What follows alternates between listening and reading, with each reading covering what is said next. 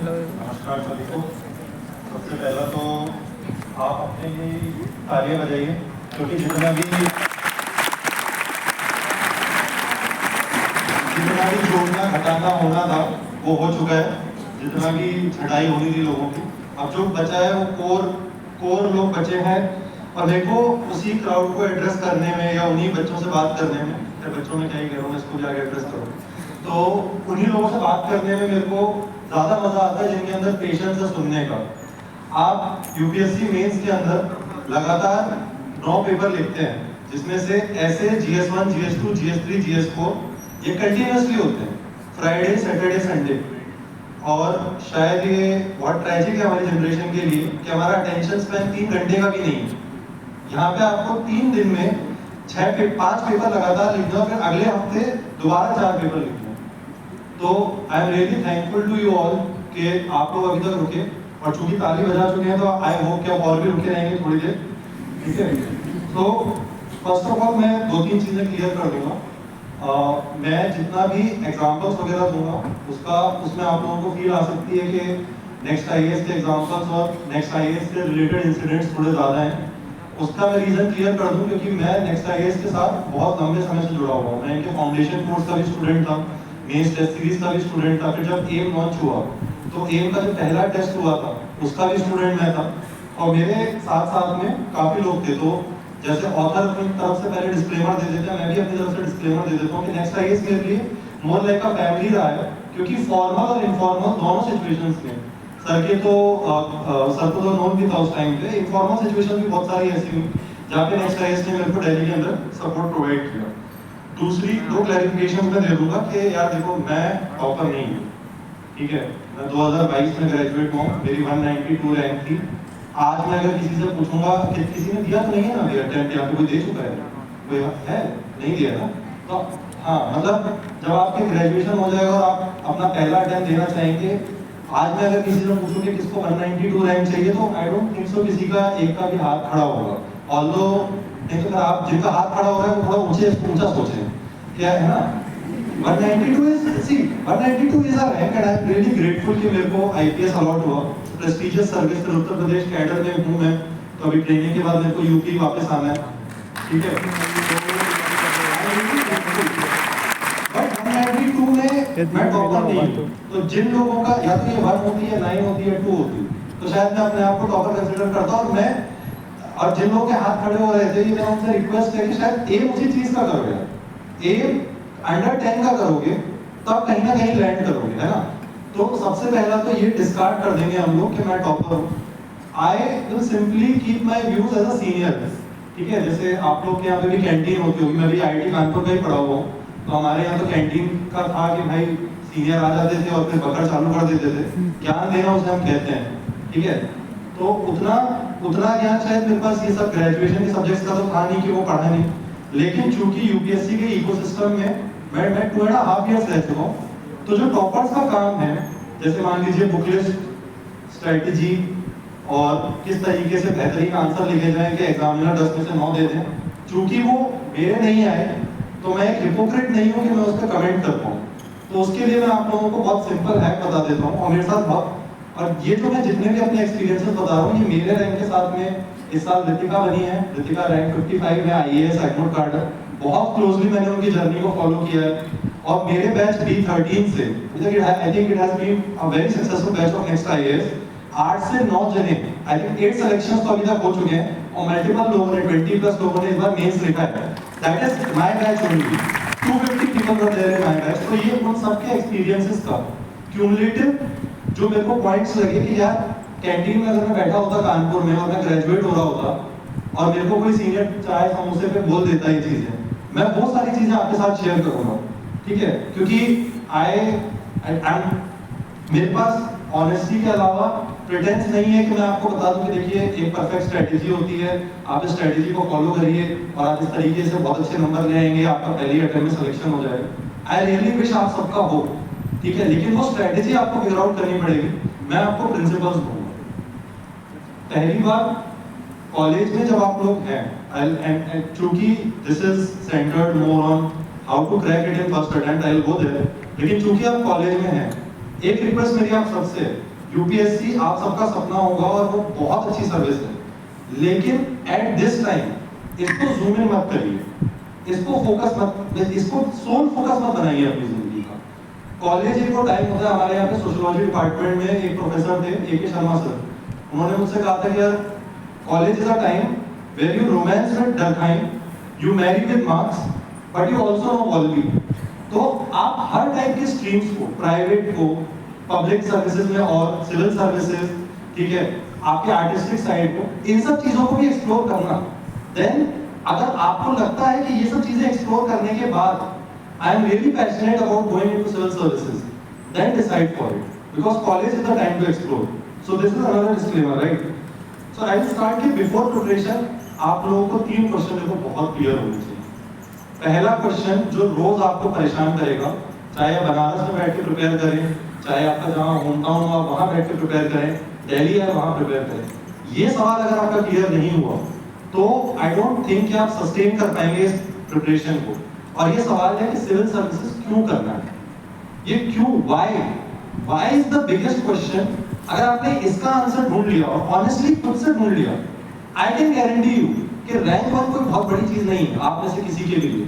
अगर आपके वाई का आंसर YouTube पे पड़े हुए रॉयल एंट्री वीडियोस हैं, या आपका वाई का आंसर ये है कि मेरे घर वाले बहुत प्राउड होंगे, या मैं बन जाऊंगा तो आज शायद इधर खड़े होंगे, ऐसे में किसी स्टूडेंट्स को या इन सबको एड्रेस करूंगा और बहुत मेरा एक रौला होगा जिसे हम कहते हैं वो होगा, अगर ये आपका वाई है तो मैं बता रहा हूँ कि 1 हफ्ते के अंदर, 2 हफ्ते के अंदर आप उससे ज्यादा आप अपनी कुर्सी पे टिक नहीं पाएंगे, उससे ज्यादा आप पढ़ाई नहीं कर पाएंगे।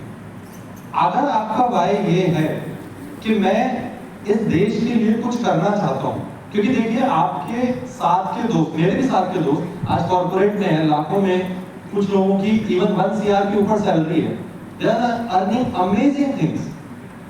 UPSC will give you a stable salary, UPSC will provide you perks, but those perks cannot be your motivation. What UPSC provides you, what civil services provides you, that private sector cannot, is the ability to make change.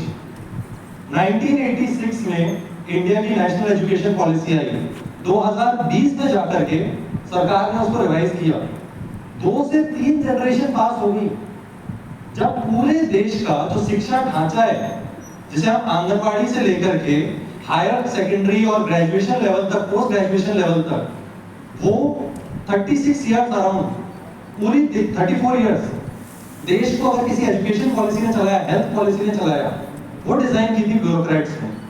आप बाहर निकलते हैं, road पे system से गाड़ियां चल रही है, रोड बन रही है, वाराणसी डेवलप हो रहा है, एक ओल्ड वाराणसी है, एक न्यू वाराणसी है, एक ओल्ड दिल्ली है, एक न्यू दिल्ली है। ये जो चेंज है, ये पावर आपको सिविल सर्विसेज देता है।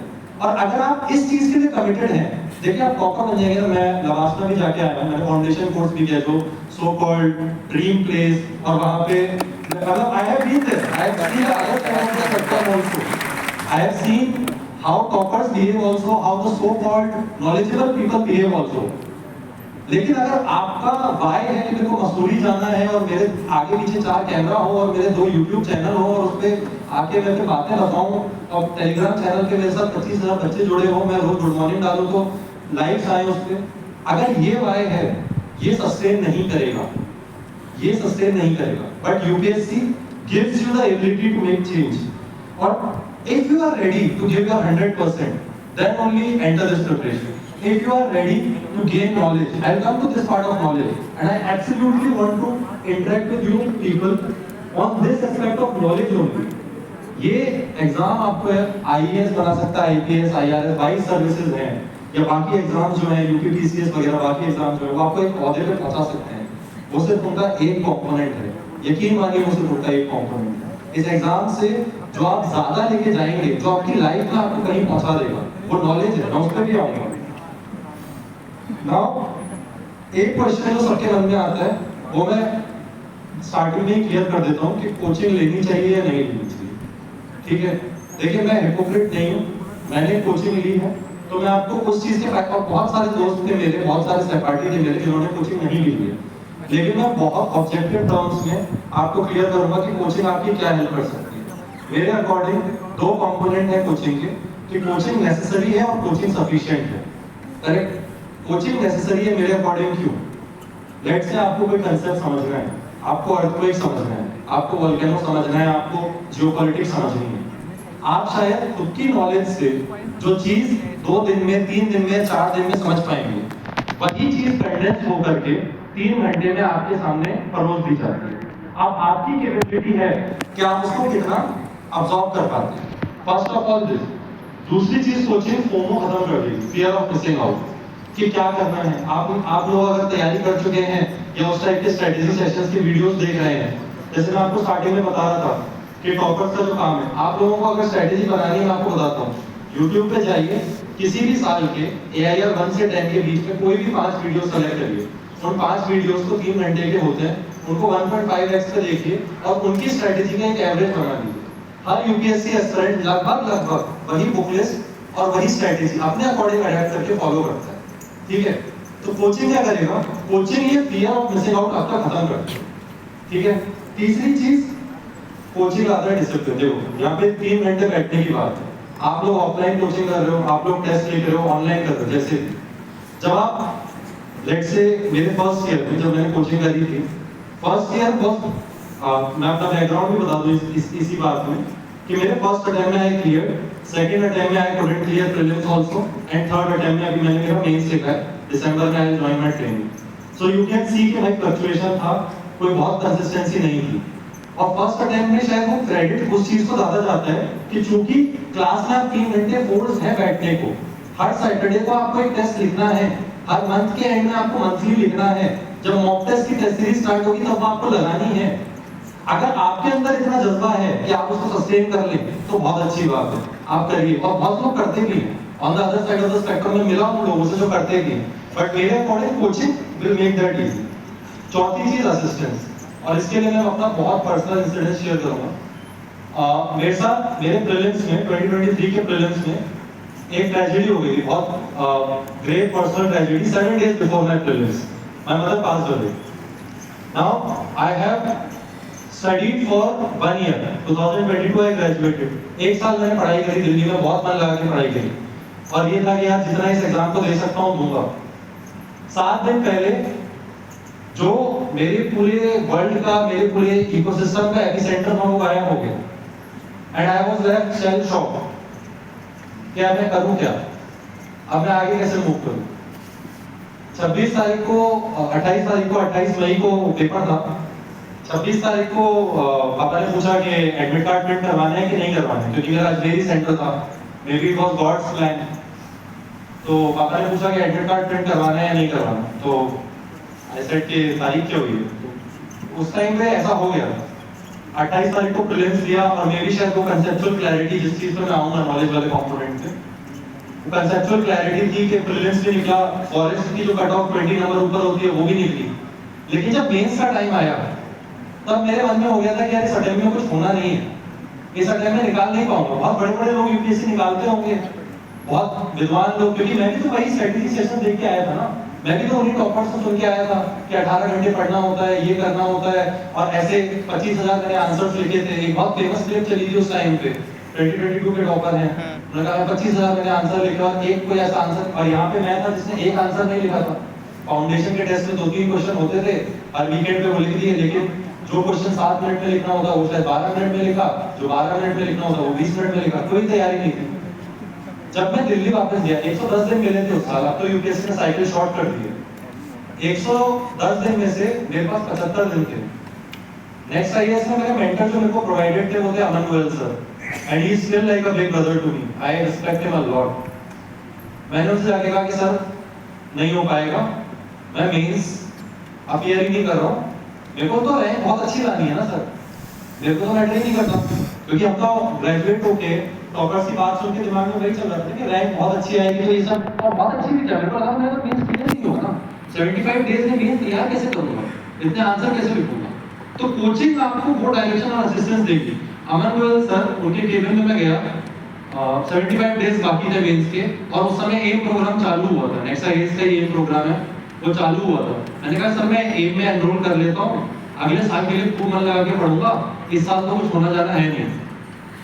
उन्होंने मेरे को सिर्फ एक चीज कही कि अगर तुम मेरे को एम में दिख गए, एम का टेस्ट देते दिख गए, तो मैं तुम्हें भगा दूंगा नेक्स्ट आईएएस।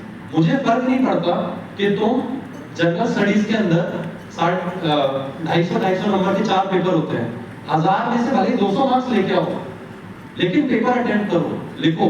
और मेरे दिमाग में था कि मैं 75 डेज में प्रिपेयर कैसे करूंगा, पर चूंकि उन्होंने बोला 75 डेज में, उसी मेंटरशिप के कारण, उसी असिस्टेंस के कारण मैंने मेंस लिखा भी और बाय गॉड्स ग्रेस वो क्लियर भी हो गया। और नाउ मैंने लुक बैक इन रेट्रोस्पेक्शन, अगर वो मेंटर मेरे पास नहीं होता तो मैं तो होप छोड़ चुका था ना, मेरे दिमाग में तो चीज खत्म हो चुकी थी। और देखो सेकंड बार में मेरा प्रीलिम्स भी नहीं निकला, तो शायद 2 साल खत्म हो जाते, मेरे हाथ में कुछ नहीं होता, 3 साल खत्म हो जाते। तो कोचिंग आपको ये पहली चीज आपका वर्कलोड इजी कर देगा, फोमो हटा देगा, असिस्टेंस दे देगा और चौथा एक पीयर ग्रुप दे देगा। ठीक है, तो ये हो गया कोचिंग नेसेसरी क्यों। लेकिन एट द सेम टाइम क्या कोचिंग सफिशिएंट है? इसका answer I don't think so yes. Coaching sufficient नहीं है। मैंने आपको बोला जैसे आर्यन शर्मा, रितिका आईएएस है, अनुष्का कर्णवाल B13 बैच से आईएएस है, आर्यन शर्मा आईआरएस है, सौरभ आईआरएस है। मेरे साथ 8 लोग अभी तक हमारे बैच से निकल चुके हैं किसी न किसी सर्विस में। और 8 लोग 250 में से बहुत अच्छा रेशो कंसीडर किया जाता है अगर आप सिविल सर्विसेज के पर्सपेक्टिव में देखेंगे कि एक ही बैच से 8 लोग। लेकिन माय क्वेश्चन है कि वो रेस्ट 242 क्यों नहीं? वो 242 लोग भी तो उसी इकोसिस्टम का पार्ट थे, उन्हीं टेस्ट को उन्होंने दिया था, उन्हीं टीचर्स से वो पढ़े थे।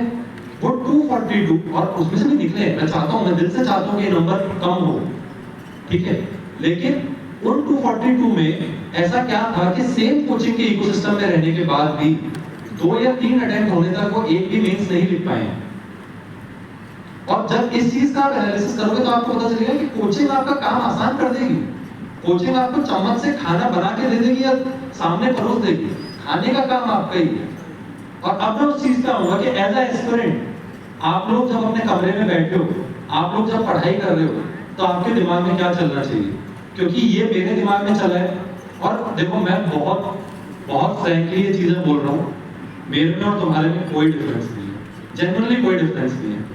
आज मैं आया हूँ तो आप लोग ताली बजा रहे हो और मैं उस साइड भी रहूँ, और मेरे को तो ये चीजें हायरार्की वगैरह नहीं, बहुत ज्यादा सूट भी नहीं करता। अगर मेरा बस चलता तो कैंटीन में हम लोग कहीं बैठते, कुछ समोसे वगैरह ऑर्डर करते, चाय पे बैठते और ऐसे बात करते हैं कि यार जो लोग यहाँ पे 25 से कम है उनके लिए शायद एक सीनियर, और जो 25 के ऊपर है या 25 के बराबर है उनके लिए कलीग। उस तरीके से मेरे को बात करने में ज्यादा मजा आता है और मैं वही चीजें आपसे शेयर करूंगा। और आप इनमें से किसी को भी, और स्पेशली रितिका है, रितिका की जर्नी तो मैंने बहुत क्लोजली फॉलो किया, रैंक 55 है, आईएएस होम कैडर में, उनको आत्मक कैडर में भी आईएएस अलॉट हुआ है, अंडर ट्रेनिंग है। तो यही चीजें मैंने उनसे भी कही और यही चीज मैं शायद हर उस इंसान से कहता हूँ जो मेरे से बात करने आता है सिविल सर्विसेज के बारे में। सबसे पहली चीज, सिविल सर्विसेज का हवा अपने दिमाग से निकाल दीजिए। सिविल सर्विसेज महज एक एग्जाम है, और टॉपर्स जिसको इस इकोसिस्टम ने सो कॉल्ड डेमीगॉड्स बना दिया है कि टॉपर आएंगे तो 4 लोग आगे पीछे चलेंगे और वो बोलेंगे वो तो पत्थर की लकीर है। नहीं, रिजल्ट आने के कोई 1 मिनट पहले भी अगर मेरे को क्लेम कर देना कि मेरा लिस्ट में नाम होगा, उसको टॉपर कह देना। 1 मिनट पहले तक का मैं तुम्हें बता सकता हूँ जिस समय पीडीएफ आने वाली होती है, हर कोई बस यही प्रे कर रहा होता है कि भगवान कहीं टिका दो, या तो अगले अटेम्प्ट में देख लेंगे या कुछ हो जाएगा। तो जिन लोगों का सिलेक्शन नहीं हुआ और जिनका हुआ, उनमें कोई बहुत अंतर नहीं है। तो सबसे पहले तो इस चीज को दिमाग से निकाल दीजिए कि यूपीएससी बहुत टफ एग्जाम है। यूपीएससी 80% अंडरस्टैंडिंग का एग्जाम है। आप कोई भी प्रीलिम्स का पेपर उठा लो, कोई भी मेंस का पेपर उठा लो, इसी साल का भी हुआ है मेंस, मैं लिख के आया हूं, इतने फैंटास्टिक क्वेश्चंस बनाता है यूपीएससी। आपको मेंस का क्वेश्चन देगा 4 लाइन का और हर चीज पूछ लेगा, बेसिक फिलॉसफी से लेकर के करंट पॉलिसी और फ्यूचर में आपका क्या स्टैंड होगा। और वो एक बच्चा जो शायद 10th क्लास में है, वो भी यूपीएससी के आंसर लिख सकता है और वो भी लिख सकता है जो 3 या 4 साल से प्रिपरेशन कर रहा है। आप उठा के देख लेना, इट्स नॉट एन एग्जैजरेशन। तो कौन सी चीजें हैं जो आपको ध्यान रखनी है जब आप कमरे में बैठो और किताब उठाओ? सबसे पहली, कंसेप्चुअल क्लैरिटी बहुत क्लियर रखना, यूपीएससी बहुत आसान हो जाएगा। जिनका भी फर्स्ट या सेकंड अटेम्प्ट में निकल रहा है, ये मैंने जितने भी नाम लिए हैं, इनका तो पॉसिबल ही नहीं है कि इनका फर्स्ट या सेकंड से ऊपर हो, क्योंकि थर्ड अटेम्प्ट तो इनका भी हुआ है। तो ये सारे फर्स्ट से सेकंड अटेम्प्ट वाले ही थे जो मेरे साथ के निकाले हैं। और लोगों से भी मैंने बात करी, जो लबासना में बात करी मेरे सिलेक्शन के बाद, और लोगों से बात करी। कंसेप्चुअल क्लैरिटी, कभी भी किसी भी क्वेश्चन की को रटने की कोशिश मत करना। आपको कोई भी आके कह दे कि ये किताब ऐसी है, इसमें 25,000 फैक्ट्स हैं, आपने ये रट लिए, या इस क्वेश्चन में ऐसे 20 नंबर डाल दीजिए और 20 फिगर डाल दीजिए। आप सुनते होंगे ना कि ये सब डायग्राम बना दो और उसके अंदर चार्ट्स बना दो और फिर ये सब कर दो और सजा दो अपनी कॉपी को। आई don't think this is true, क्योंकि मेरे पहले मेंस में मेरा 420 प्लस स्कोर था जीएस के अंदर, which is considered a very respectable score. 2023 के मेंस में मेरी पूरी कॉपी में एक डायग्राम और एक ग्राफ नहीं था, सिर्फ बेसिक सादा लैंग्वेज में वो लिखा हुआ था जो एग्जामिनर ने पूछा था। अगर उसने पूछा है कि 1857 का रिवोल्ट क्यों हुआ था, तो सिर्फ वही लिखा हुआ है, उसके आगे पीछे के 20 फिगर और उसके आगे की 20 हिस्ट्री मेरे को आती ही नहीं थी, और वही ब्यूटी थी कि मेरे को आती भी नहीं थी, तो मैं लिख भी नहीं सकता था। तो अपनी लाइफ को कॉम्प्लिकेट बिल्कुल मत करना इस प्रिपरेशन में। आप लोगों को बहुत सारे टेलीग्राम का आजकल तो बहुत ज्यादा एक क्रेज बढ़ गया, टेलीग्राम चैनल्स का, वहां पे फियर मॉन्गरिंग का ये जो क्रेज बढ़ गया। जब भी आप कोई भी चीज पढ़ो, ट्राई टू अंडरस्टैंड व्हाई। और मैं कह रहा हूँ बहुत मजा आएगा यार। कितने लोग हैं साइंस बैकग्राउंड से, कितने लोग हैं यहाँ पे? चलो काफी जनता है साइंस बैकग्राउंड, आप लोगों को तो बहुत ही मजा आएगा, क्योंकि हमारी क्या ना प्राइमरी एजुकेशन सिस्टम, एटलीस्ट मैं जहाँ से था, मैं जहाँ से पढ़ाई किया, हमारे को कभी ये सब चीजें पढ़ाई नहीं गई यार। मैं 2022 में ग्रेजुएट हुआ, मेरे को प्राइम मिनिस्टर और प्रेसिडेंट की ड्यूटीज का डिफरेंस नहीं पता, मेरे को हमारे फंडामेंटल राइट्स क्या है, उनकी लिमिटेशंस क्या है, मेरे को यही नहीं पता। और मेरे को ये भी नहीं पता था कि कॉन्स्टिट्यूशन और आईपीसी में अंतर क्या है, क्योंकि ना कभी किसी ने स्कूल में पढ़ाया, ना मैंने पूछने की जहमत उठाई। ग्रेजुएशन में ये सब पढ़ाया नहीं था, क्योंकि ये सब हमारे सब्जेक्ट्स नहीं थे, जो पढ़ाया वो समझ नहीं आया, इलेक्ट्रिकल इंजीनियरिंग। लेकिन जब 2022 में ग्रेजुएट हुआ, तब मैंने अपने आप से एक वादा किया, क्योंकि मेरे पेरेंट्स ने मेरे पे कभी प्रेशर नहीं डाला था कि प्रिपेयर करना है। मेरी सोसाइटी का जो प्रेशर था ना, वो मेरे आईआईटी तक ही था। आईआईटी में मेरी मदर ने मेरे को बोल दिया था, मैं यूपीएससी की तैयारी करने दूंगी, लेकिन एक जॉब का ऑफर ला के दे दो मेरे को, ताकि मेरे को ये पता चले कि ये तुम भाग नहीं देते अपने कॉलेज से। वो प्रेशर वहीं खत्म हो गया था। लेकिन 2022 मई में जब मैं ग्रेजुएट हुआ ना, I made a promise to myself कि मेरे को जानना है और मैं जानूंगा, मैं समझूंगा हर चीज को, क्योंकि अभी तक नहीं समझ रहा था ना। अभी तक मेरे को ये नहीं पता कि हमारे मौलिक अधिकार क्या है, अभी तक मेरे को ये नहीं पता। आपने देखा होगा अभी पिछले दिनों में बारिश आई है, अक्टूबर में बारिश क्यों आ रही है? अक्टूबर तो रेनी सीजन नहीं है। वेस्टर्न डिस्टर्बेंसेस के बारे में नहीं पढ़ा, अर्थक्वेक के बारे में हम पढ़ते हैं, हिमालयस के बारे में हम पढ़ते हैं। मेरे को ये नहीं पता कि गवर्नर और सीएम की पावर में डिफरेंस क्या है।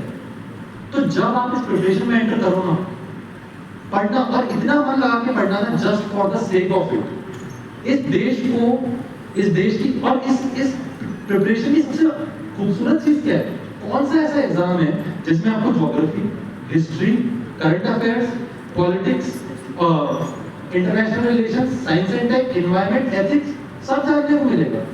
ग्रेजुएशन में नहीं मिलता, स्कूल में नहीं मिलता, इस एग्जाम में मिलता है। तो जब पढ़ो, बहुत कंसेप्चुअल क्लैरिटी के साथ पढ़ना, और तुम्हारा 80% ऑफ द पेपर सॉल्व हो जाएगा। मैं बता रहा हूँ, मैंने 2-3 प्रीलिम्स लिखे हैं आज तक, एक में तो अनफॉर्चुनेटली नहीं हुआ, लेकिन बाकी जो 2 प्रीलिम्स दिए हैं ना, उसमें 80%, और दोनों में मेरा फॉरेस्ट भी क्लियर हुआ है। ठीक है, तो प्रीलिम्स के लिए मैं क्लेम कर सकता हूँ कि प्रीलिम्स का थोड़ा बहुत ज्ञान मेरे को है। उसमें 80% क्वेश्चंस जो हैं, जो प्रीलिम्स सो कॉल्ड सो फैक्चुअल पेपर है, 80% क्वेश्चन तुम सिंपल अंडरस्टैंडिंग से सॉल्व कर सकते हो। Whenever you are studying, no matter what your mentors are saying, no matter what your peers are saying, focus on conceptual clarity. अगर कोई तुमसे खड़ा करके किसी चीज का why पूछ लेना, उस why का आंसर होना चाहिए, what or how अपने आप क्लियर हो जाएगा। And this is my guarantee. Second thing is कि जब भी अपनी प्रिपरेशन करो, just try to stick to your schedule, try to be disciplined, and believe me, it's fun to be disciplined. जैसे कॉलेज के अंदर जो सबसे आपका आवारा ग्रुप होगा, आपके जो सबसे आवारा ग्रुप का, जिनको सबसे नाकारा ग्रुप कहा जाता होगा, मैं उसका पार्ट था मेरे कॉलेज में, आईटी कानपुर में। मतलब मेरे दोस्त तो आज भी सोचते हैं कि कैसे पढ़ लिया। बहुत फ्रैंकली मैं बता रहा हूँ, किसी भी उमंग वगैरह, मेरे बहुत सारे दोस्त हैं कॉलेज के, वो मेरे को देखते हैं और बोलते हैं कि ये लड़का पढ़ लिया। ठीक है, तो जब आप इस प्रिपरेशन में आओ, 2 साल देना अपने आप को। आपके यूथ के 2 साल हैं, आप अपनी जिंदगी में 2 साल के साथ बहुत कुछ कर सकते हो। लेकिन अगर 2 साल इस प्रिपरेशन को दे रहे हो ना, तो इतना मन लगा के और इतने डिसिप्लिन के साथ पढ़ना। एक डायरी, मैं उसी डायरी में आज भी लिख के लाया हूँ, ये डायरी है मेरी, ठीक है। यहाँ रोज सुबह मैं उठता था, 12-13 जितने भी टॉपिक हर दिन का आपको मिल जाएगा, हर दिन का कच्चा चिट्ठा है इसमें कि मैंने कितनी पढ़ाई करी, कितनी नहीं करी, ठीक है। रोज सुबह उठ के 10 से 11 आपके जो भी टारगेट्स हो डेली के, उसको लिखना और ट्राई करना कि जब तक 8 या 9 कंप्लीट ना हो जाए ना, I will not rest, I will not go to sleep, simply because ये प्रिपरेशन मैं अपने लिए करने आया हूँ, ना पेरेंट्स के लिए करने आया हूँ, ना सोसाइटी के लिए करने आया हूँ। ये प्रिपरेशन मैं अपने लिए करने आया हूँ, अपने लिए करने आई हूँ। और जब ये होगा ना कि यार मेरी अकाउंटेबिलिटी किसी और से थोड़ी ही है, मेरी अकाउंटेबिलिटी मेरे पेरेंट्स से तो बाद में आएगी ना, मेरे टीचर से बाद में आएगी, मेरे पीयर से बाद में आएगी, और सोसाइटी से तो बहुत बाद में आएगी जब आप बन जाओगे। पहली अकाउंटेबिलिटी खुद से है। 2 साल देना सीरियस इस प्रिपरेशन को, लेकिन इतने डिसिप्लिन के साथ देना। सुबह उठो और देखो ना, डिसिप्लिन में मजा है ना, तो सही बताओ, अगर तुम पढ़ाई को समझ के पढ़ोगे ना, इस प्रिपरेशन को समझ के पढ़ोगे, तुम्हें एक दिन फील नहीं होगा जिस दिन तुम पढ़ते चलेगा और तुमने घड़ी की तरफ देखा कि यार क्या टाइम हो रहा है। ये जेन्युइन चीज मैं बता रहा हूँ, और ये मैंने भी एक्सपीरियंस की है।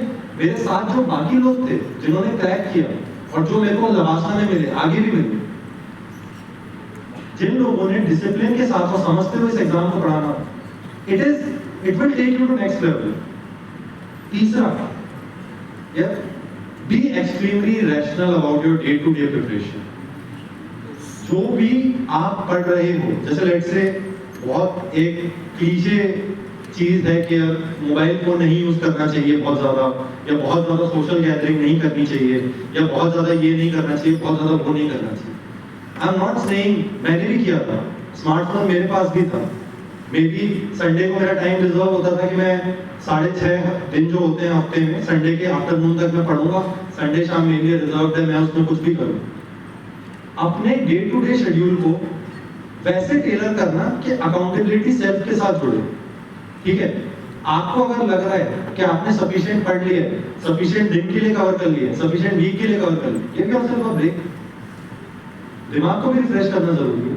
बट आपको अगर लगता है कि नहीं यार अभी वो चीज नहीं आई, अभी मेरे अंदर है कि मैं 1 घंटा और खींच सकता हूँ, 1.5 घंटा और खींच सकता हूँ, so then you do that. Be extremely rational. आपके दोस्तों के मेरे को भी मैसेज आया करते थे कि यार सो एंड सो ट्रिप पे जा रहे हैं, सो एंड सो जगह जा रहे हैं, लेट्स हैंग आउट। दिल्ली के भी मेरे दोस्त थे, वो कहते थे कि यार हम लोग शाम को जा रहे हैं यहाँ पे मुखर्जी नगर की तरफ, चलते हैं कुछ खाने के लिए। लेकिन अगर मैं सेल्फ से अकाउंटेबल हूँ, सेल्फ से रैशनल हूँ, तो वो नो कहना भी मेरे को आ जाएगा, और जिस दिन मेरे को यस कहना होगा वो भी आ जाएगा। देन चौथी चीज, if you decide to join coaching, if you decide, it's up to you, if your financial condition permits, if you think it's worth it, if you decide to join coaching, trust it fully, trust fall है। देखो trust fall, next IAS के बारे में मैं personally commit कर सकता हूँ, but if you decide to join some other coachings also, or even if you decide to prepare on your own, but if you decide to join coaching, trust it fully।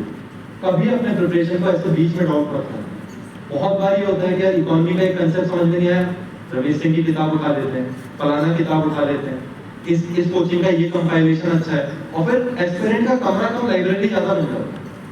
आप कमरे में जाओगे, हर coaching का हर module पढ़ा होगा, हर coaching का हर mock test पढ़ा होगा। Keep it very simple. और देखो मैं अभी तक जितनी भी चीजें ऑनेस्टली शेयर करी ना, मैं एक और चीज ऑनेस्टली शेयर करता हूँ, आप लोग को बिलीव करना हो आप करना, नहीं करना मत करना, बट जो लोग मेरे क्लोज थे उनको ये चीज पता है।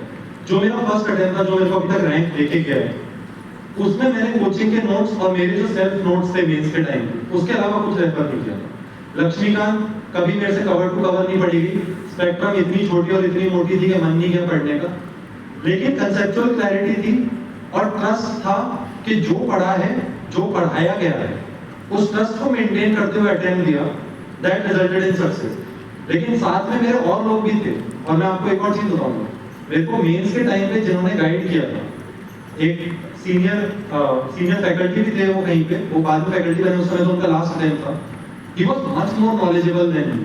6 attempts, 3 interviews, and he is now a senior faculty also somewhere. Immense knowledge, but इतना ज़्यादा diversification था शायद knowledge का कि वो concentrate नहीं कर पाए अपने answers। So if you are planning to join coaching, once you join it, trust it fully, give it one attempt. No, what will happen? हमारी एज क्या है? 22, 23, 24 1 साल 1.5 साल तो हम लोग ट्रस्ट करके अपनी एक प्रिपरेशन स्ट्रेटेजी डिसाइड कर लो, उसको ट्रस्ट करके फॉलो कर सकते हैं, उसको डिसिप्लिन के साथ फॉलो कर सकते हैं। Now, another thing which I find very amusing in this preparation is motivation.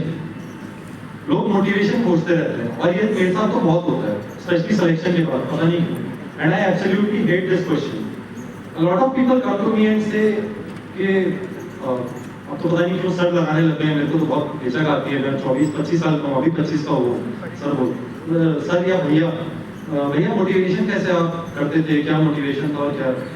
मेरे हिसाब से complete nonsense, complete nonsense. If you are looking for an external motivation, let me tell you, अगर आप कोई भी एक्सटर्नल मोटिवेशन ढूंढ रहे हो उस प्रिपरेशन में कि मैं कैसे पढूं, मेरा तो 6 घंटे पढ़ के 7 घंटे पढ़ के मेरा हो जाता है, मेरे से नहीं हो रहा, it's complete nonsense, complete, I won't use the word, but it's complete nonsense.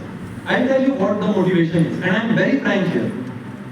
इस देश के अंदर 1 करोड़ 1.5 करोड़ लोग भी नहीं होंगे जिनको जिनको ग्रेजुएशन करने के बाद ये ऑप्शन मिलता है कि वो चूज कर सके कि उनका करियर क्या होगा। कुछ लोगों का तो ग्रेजुएशन परसेंटेज ही हमारे यहाँ पे बहुत लो है, 26-27% के अराउंड होवर कर रहा है। एनईपी के अंदर वो टारगेट है कि उसको 50% तक हम लोग लेके जाएंगे। उस 26% में भी हार्डली 1% या लेस देन 1% होंगे जिनको ये प्रिविलेज होगा कि वो अपना करियर डिसाइड कर सकें, वो सिविल सर्विसेज के अटेम्प्ट लेना सोच सकें, और उसमें भी 1% होंगे जिनके पास कोई कंस्ट्रेंट नहीं होगा, जिनको उनकी फैमिली बोलेगी कि यार पढ़ो, तुम्हारे पास है 1.5-2 साल पढ़ो। इससे ज्यादा मोटिवेशन क्या चाहिए? यही मोटिवेशन है यार। दिस इज व्हाट आई, जिस दिन आपको ये रियलाइज हो गया ना कि इस कंट्री में एब्सोल्यूट प्रिविलेज है पढ़ाई करना, इस कंट्री में एब्सोल्यूट प्रिविलेज है नॉलेज गेन करना, और इस कंट्री में एब्सोल्यूट प्रिविलेज है करियर फ्रीडम होना, आपको आपकी फैमिली का इतना सपोर्ट होना कि आप अटेम्प्ट दो, हम सपोर्ट करने के लिए बैठे हैं। It's an absolute privilege and that's your motivation, that's your first motivation. Your second motivation is you are going to gain a hell lot of knowledge. This exam might make you IAS, IPS, IRS or 22 other services, or maybe some other government exams. They might make you what people call as officers. But these exams will give you knowledge. And I'm saying the motivation is knowledge. The motivation is to know this country. And why I am saying this? I have a solid reason to say this. For 75 years, this country has rested its fates on the shoulders of giants like even our politicians, bureaucrats. But all these were very knowledgeable people, very knowledgeable people. You see, you talk to any person who has graduated maybe in their 80s, 90s. You talk to them and you can talk to them about any field. They would have in-depth knowledge. But what our generation is doing? Doom scrolling. We are busy on our Instagrams, we are busy on our Snapchats. And honestly tell me, कितने लोग आपको लगता है कि जो लोग UPSC की तैयारी नहीं कर रहे होंगे वो खड़े होकर मेरे को बजट समझा पाएंगे?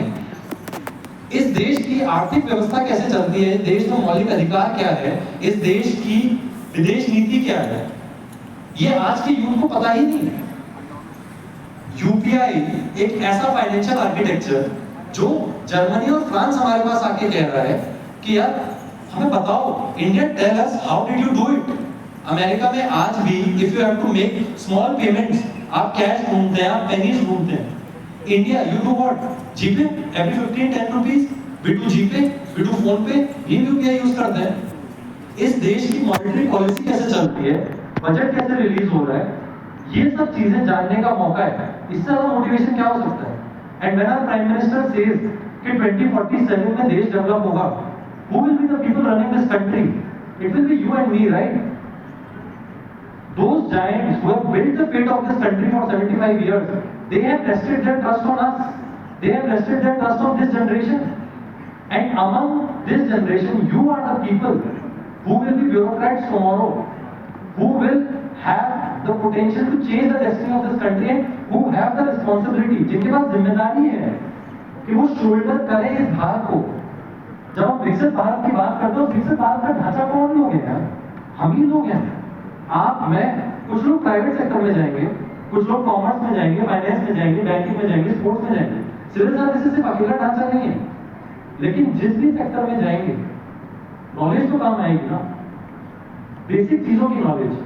Don't you think as a citizen of this country you have the right to understand कि why India is standing one day with America, then another day America sanctions us, और हम चाइना में SCO submit करने जाते हैं, और China जो हमारा 2020 टू 2020 गलवान के बाद से प्रोबेबली सबसे बड़ा एनिमी था, अचानक से हम लोग कहते हैं कि India China Russia axis is a thing, it's an emerging world order. UPI architecture है हमारे यहाँ पे। इस बार एक सवाल आया, बहुत ही खूबसूरत सवाल था नहीं उसका। पहले 3 सवाल की मैं आपसे बात करूंगा, और पहले ये GS1 के पहले 3 सवाल है, आपको फील हो जाएगा क्या। पहला क्वेश्चन था कि हड़प्पा आर्किटेक्चर, हड़प्पा सिविलाइजेशन के आर्किटेक्चर का सवाल था, GS1 मेंस का क्वेश्चन। एक ऐसी सिविलाइजेशन जो बाहर के आर्कियोलॉजिस्ट आके इंडिया में स्टडी करना चाहते हैं, बट इंडिया के यूथ को पता नहीं। आप में से कितने लोग हैं आज जो मेरे को बता सकें कि हड़प्पा सिविलाइजेशन के आर्किटेक्चर की स्पेशलिटी क्या है? Most probably you are from non-science background. I congratulate you people. Second question was, what was the secular policy of Akbar? Third question was कि जो आपका आर्किटेक्चर है, चांडिला आर्किटेक्चर है, उसमें स्कल्पचर ने क्या रोल प्ले किया? Now this is the motivation, yeah. This is the motivation to know this country, to know how the fiscal policy works, how the monetary policy works. Right? I'll simply say, your motivation is your privilege that you are getting to attend this exam, and your motivation is the knowledge and this power of knowledge with which you will serve the nation. This is your motivation. And lastly, I'll just say,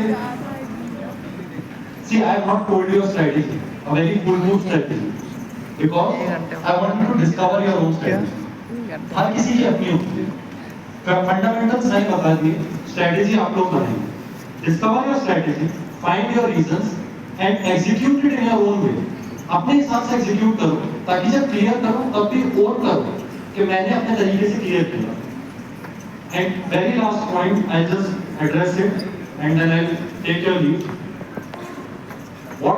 And this is very personal to me, and it's a personal belief, and I have utmost respect for the other set of people also. But don't give more than 2 attempts of this exam. 2 serious attempts. That's what I request you. If you want to go beyond 2 attempts, either you should have a backup plan or you should have some service. मैं जब इस preparation में enter किया था, मैंने अपने आप से वादा किया था कि 2 अटेम्प्ट सीरियसली पढ़ के दूंगा। रितिका ने भी सेम चीज उसने भी फॉलो करी, उसने भी मेरे को बाद में क्वेश्चन बताई। 2 attempt is all it's required to clear this exam. If in 2 attempts you feel like कि मेरा नहीं हो रहा, then look for a backup option. And I am saying it why? Because civil services के साथ एक colonial legacy जुड़ी हुई है। It's an undisputable fact. Civil services हमारे देश में बहुत central architecture, बहुत central role play करता है। But at the same time, 25 years from now, civil services के साथ में private sector भी equally terms play, maybe sports sector, commerce sector, every sector of this country will contribute amazing things, and you have ample of examples. Kapil Sibal साहब थे, वो उन्होंने exam की preparation किया। एक्स प्रेसिडेंट थे, honourable ex president Ramnath Kovind sir, उन्होंने इस exam की प्रिपरेशन करी। और जाने माने नाम है शशि थरूर सर, उन्होंने इस एग्जाम की प्रिपरेशन करी, पर उनको ये भी पता था कि फुल स्टॉप कहाँ लगाना है। आप लोग 2 अटेम्प्ट देखें बहुत सीरियसली और पूरे डेडिकेशन के साथ, पर 2 अटेम्प्ट में अगर नहीं होता, if you feel like this exam is not made for me, don't waste your youth on this exam only. There are ample of opportunities. India is growing, and it's growing in all directions. Be it startup culture, be it sports, be it culture only. You see a lot of stand-up comedians booming up, lot of short film makers booming up. You see a lot of startups booming up, financial sector booming up. Our software engineers, our professors doing amazing research in Oscars, Nobel, Academia. They are doing well in every field. But when you enter this exam, always have an exit plan. कि 2 attempt seriously दूंगा, हुआ तो बहुत अच्छी बात है, लेकिन अगर मेरे को आगे के और अटेम्प्ट देने हैं, I will have a backup plan, and that backup plan must be solved. At last यार मैं ये कहना चाहूंगा, I have been as honest with you as possible. Maybe मैं उतनी ज़्यादा स्ट्रैटेजी और डिटेल्स में नहीं गया, बुकलेट्स में नहीं गया, because I don't think I am the authority on that. I told you the method to do this. But I genuinely want each and every person in this room, and even those who are not in this room, who have left in the process, I want you to study for this exam first of all, enjoy this process, enjoy the hell out of this process, gain the knowledge, and be somewhere in life, not just in this exam. Be somewhere in life where you can be proud of yourself, and this entire nation can be proud of you. And I genuinely wish for those who are attempting, I am giving you a target right now. For those who are attempting this exam, don't aim for 192. Don't even aim for 55. Don't even aim for 20. I genuinely wish each and every one of you who attempt this exam secures the best possible rank, maybe an under 10 rank, and secures the best possible score. Best of luck to you all.